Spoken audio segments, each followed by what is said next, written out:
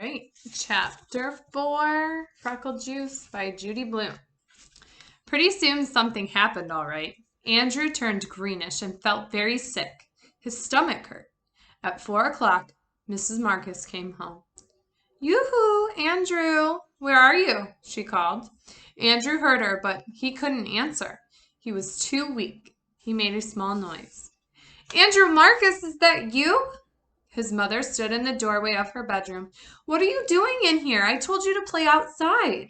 And why didn't you change your clothes? Didn't I say to change your clothes?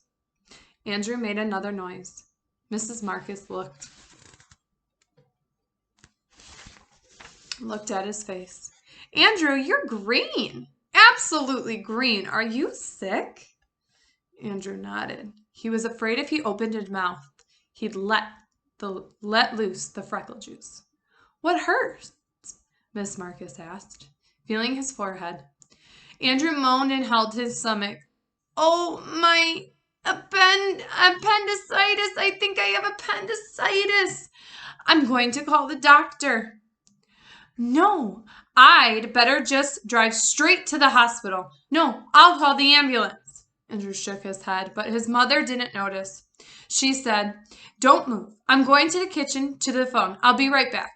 Andrew rolled around moaning. Mrs. Marcus came back into her bedroom in a hurry. Andrew Marcus, I've just seen that mess in the kitchen. Did you or did you not make something and eat it? Oh, no. He forgot to clean it up. Now she knew.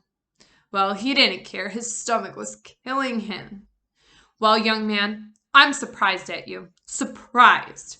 Mrs. Burrows offered you some milk and cookies, and you refused. Then you came home and made yourself in I don't even know what, and scared me half to death thinking you had appendicitis. I always thought you were more sensible, Andrew. I just can't believe it. Andrew closed his eyes. Now, young man, you are going straight to bed. Andrew thought that was the best idea he had heard in a long time. Mrs. Marcus gave him 2 spoonfuls of pink stuff that tasted like peppermint. Then she tucked him into bed.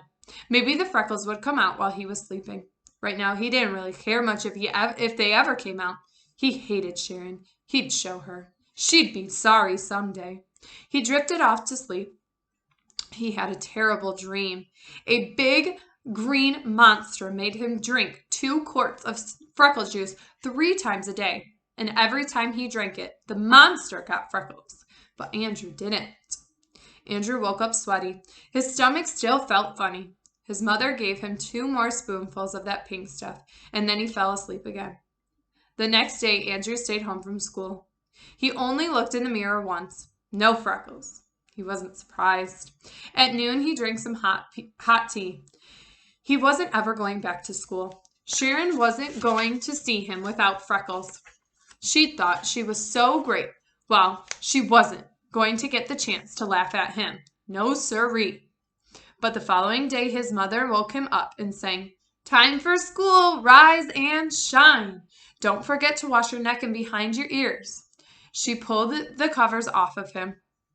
I'm not going to school today, Andrew said. I'm never going to go to school again. He hid his head under his pillow.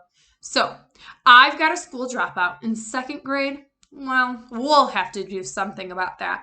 Here are your clothes. I want to see you up and dressed before I count to 15, or you're going to take 3 baths every day for the next 10 years.